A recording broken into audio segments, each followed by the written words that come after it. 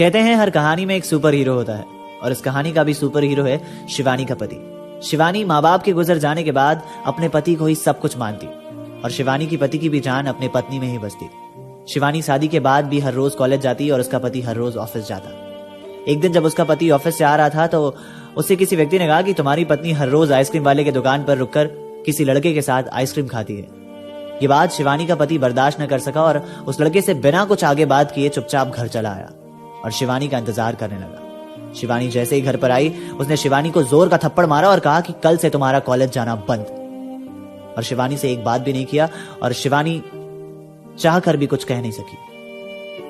कुछ दिन तक शिवानी शांत रहने लगी और हंसती खेलती शिवानी शांत रहने की वजह से बीमार पड़ गई। जब उसके अंदर उसके पति ने बदलाव देखा तो उसे डॉक्टर के पास ले गया तो डॉक्टर ने कहा कि आपकी पत्नी की मानसिक स्थिति खराब हो रही है।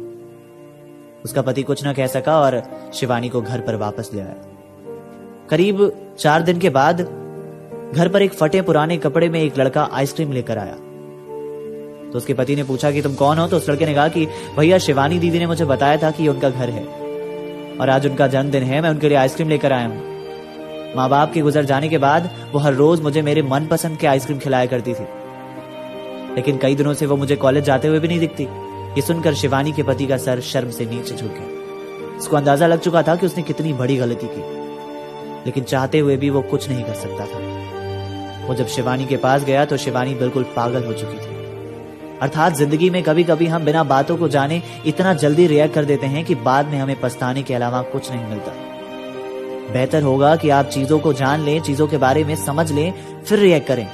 क्या पता आपके चेहरे पर एक प्यारी सी मुस्कान आ जाए। वो कहते हैं ना, न तेरी शान कम होती न तेरा रुतबा कम होता, जो तूने गुस्से में कहा वो तूने हंस कर कहा होता। अगर कहानी पसंद आई तो शेयर जरूर करना।